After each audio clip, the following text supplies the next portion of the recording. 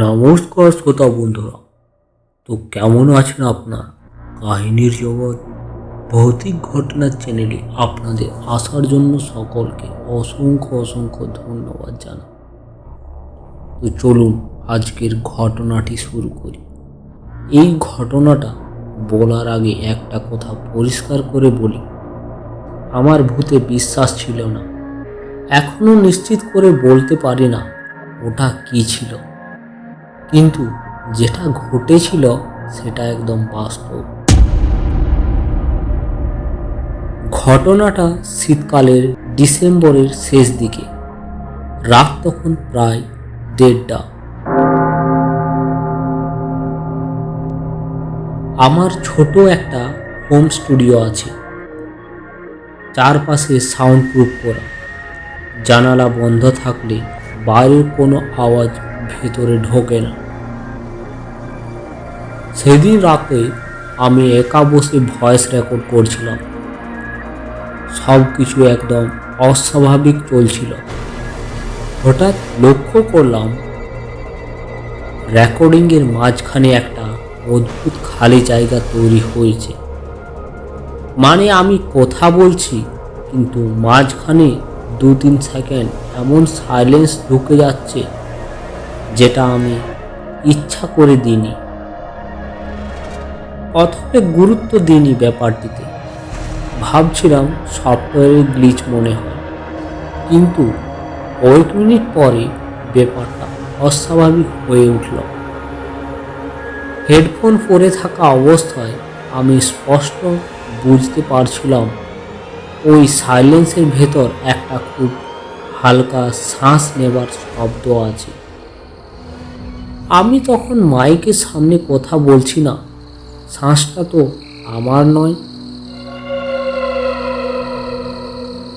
আমি রেকর্ডিং বন্ধ করে হেডফোন খুলে ফেললাম। ঘরটা একদম নিস্তব্ধ। এইবার আমি একটু নার্ভাস হয়ে পড়ি, কারণ স্টুডিওর দরজা ভেতর থেকে বন্ধ ছিল। আমি আবার হেডফোন পরে আগের ফাইলটা প্লে করলাম। এবার খুব মন দিয়ে শুনলাম। ঠিক তখনই বুঝলাম ওটা শুধু শ্বাস নয়, খুব আস্তে করে কেউ যেন মাইকের খুব কাছে দাঁড়িয়ে আছে। আমি চেয়ার থেকে উঠে দাঁড়ালাম, মাইকের কাছে গিয়ে দেখলাম কিছুই নেই। কিন্তু অদ্ভুত ব্যাপার হলো, স্টুডিওর ভিতর হঠাৎ খুব ঠান্ডা লাগতে শুরু করলো। শীত তো ছিলই, কিন্তু এটা আলাদা রকমের ঠান্ডা। এইবার আমি দরজার দিকে তাকালাম। দরজার কাচের অংশটা একটু ঝাপসা হয়ে গিয়েছে, যেমনটা শীতে নিঃশ্বাস পড়লে হয়ে যায়। আর ঠিক সেই ঝাপসার ভেতর আমি একটা আকার দেখতে পেলাম। স্পষ্ট নয়, মানুষের মতো, কিন্তু ঠিক মানুষও নয়। আমি চোখ ঘষে আবার তাকালাম। আকারটা আর ছিল না। আমি তখন সত্যি ভয় পেয়ে যাই, কিন্তু নিজেকে বোঝালাম তুই অতিরিক্ত ভাবছিস।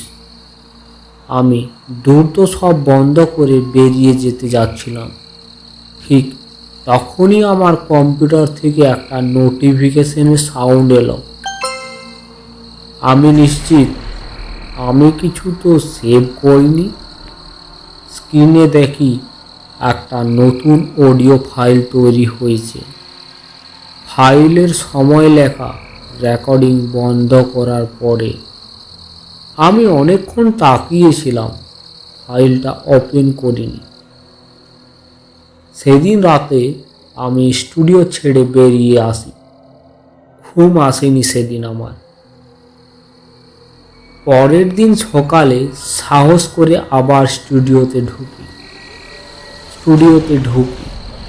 সব কিছু স্বাভাবিক, কিন্তু একটা জিনিস আজও অস্বাভাবিক, আমি এখন আর গভীর রাতে একা স্টুডিওতে বসি না, কারণ আমি জানি ওই রাতে আমি একা ছিলাম না। এটা ভূত ছিল কি না আমি জানি না, কিন্তু এটা নিশ্চিত ওটা কোনো আমার কল্পনা ছিল না। তো হ্যালো শ্রোতা বন্ধুরা, এইরকম যদি আপনাদের কারো কাছে ভৌতিক ঘটনা থেকে থাকে তাহলে আমাদের এই ভিডিওর ডিসক্রিপশনে দেওয়া হোয়াটসঅ্যাপ নাম্বার বা ইমেল আইডিতে লিখে পাঠাতে পারেন। সবাই সুস্থ থাকবেন, ভালো থাকবেন, কারণ এখানে ভূতেরা ঘটনা শোনায়।